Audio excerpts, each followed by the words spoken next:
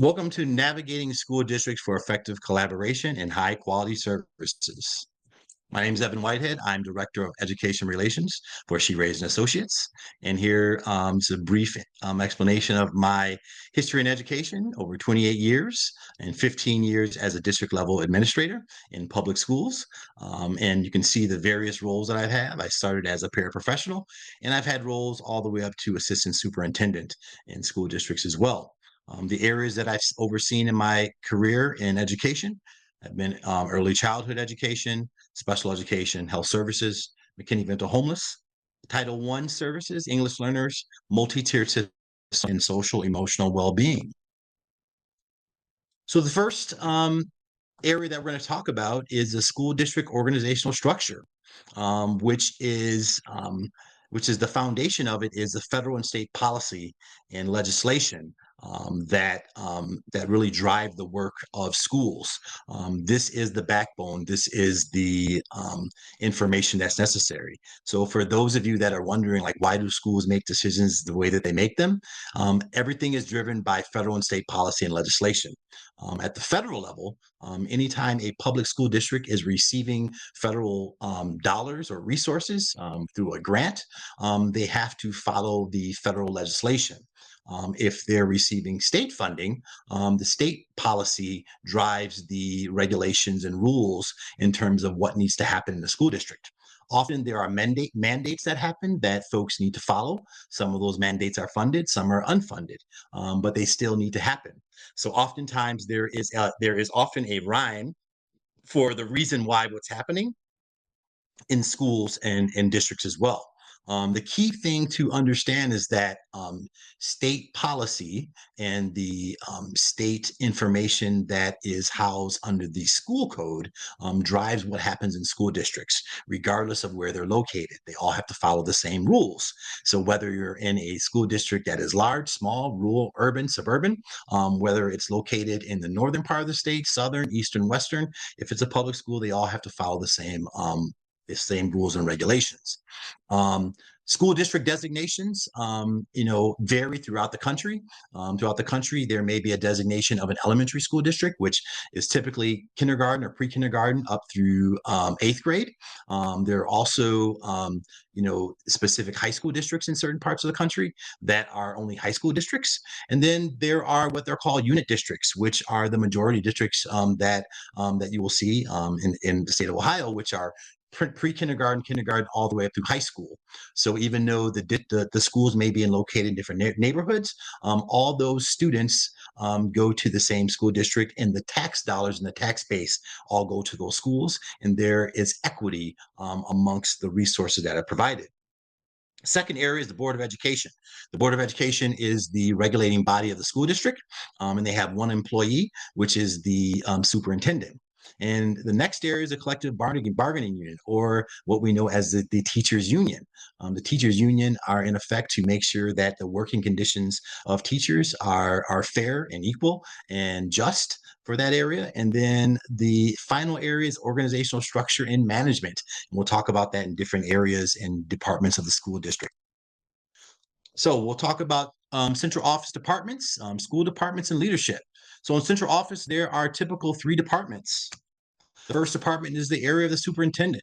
The superintendent, as I said, is the only employee of the school board, and they oversee everything that happens in the district. And that is everything academic, social, emotional, finances. Literally the buck stops with them, and they are the final call and final say.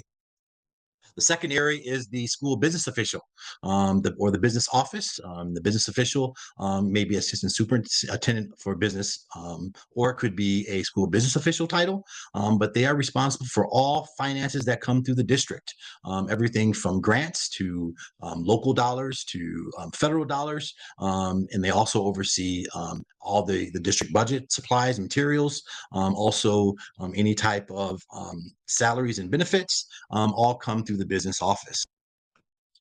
The third area that's overseen is the teaching, learning, and assessment department.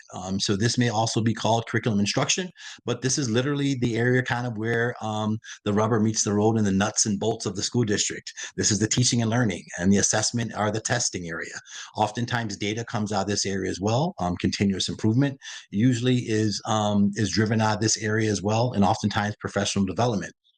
The administrator for this area is often the assistant superintendent of teaching, learning, and assessment, or the assistant superintendent of curriculum instruction. Also, some of your learning departments often are under this particular department, such as special education, also a multi-tiered system of supports, and for interventions for academic and behavior, and also oftentimes other departments such as English learners, bilingual education, and also early childhood education as well. So the next area that we're going to talk about is school district systems and services. So these are the services that are provided, particularly for students based upon need. And the two areas we're going to talk about is the multi-tiered system of the support, or MTSS, and also special education in Section 504.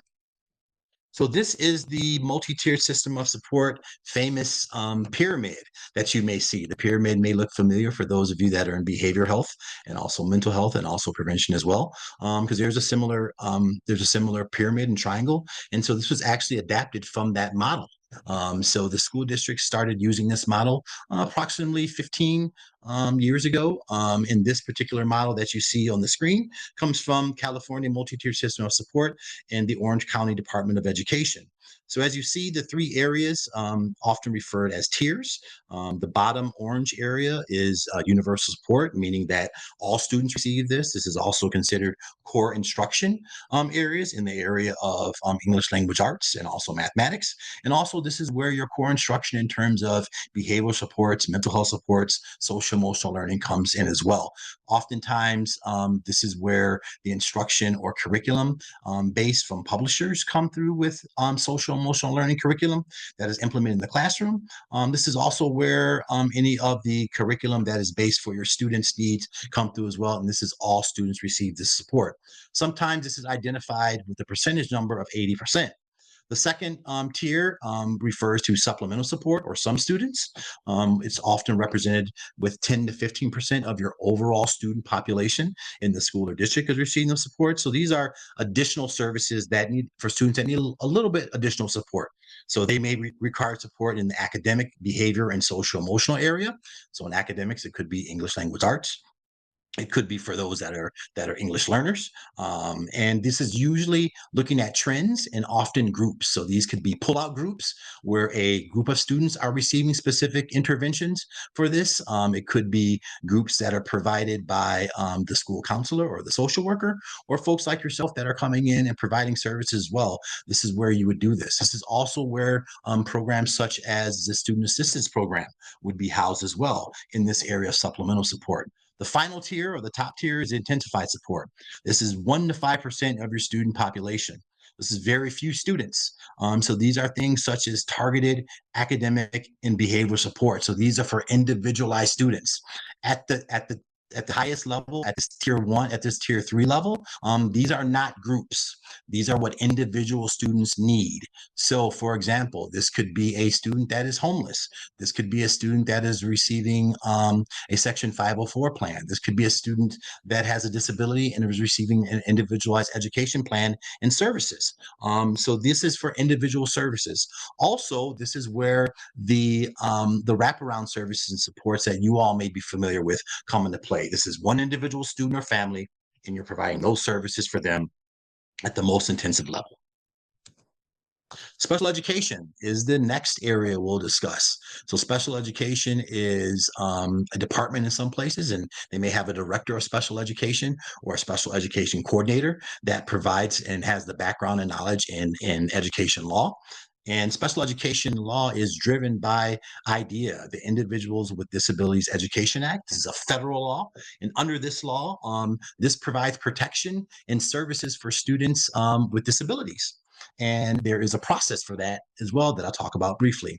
Section 504 is actually covered under ADA, the Americans with Disability Act. It's the same protection that makes sure that there's ADA requirements in public buildings such as ramps, lifts, accessible bathrooms, etc. This is the same protection of the law for students with disabilities. And so the next slide I'm going to talk about actually shows the difference between a Section 504 and an IEP, an individual education plan for students with disabilities, and it shows the similarities as well. So under the IEP, you see on the left in the green and the Section 504 in the blue.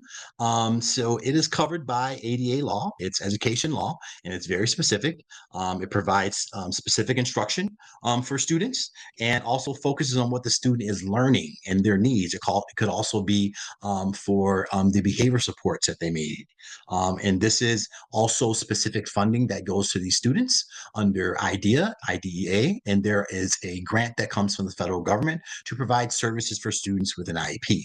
Typically within school districts, special education is the second largest line item in the budget, right behind salaries and benefits. And oftentimes, even though there's funding coming from the federal government, it often needs to be supplemented by local dollars as well, based upon the needs for students with special education. Under an IEP, students must have a disability, and then there's an evaluation process that takes place. And then if the student is found eligible, they receive services under a certified special education teacher, a related service provider, such as an occupational therapist, physical therapist, speech language pathologist as well.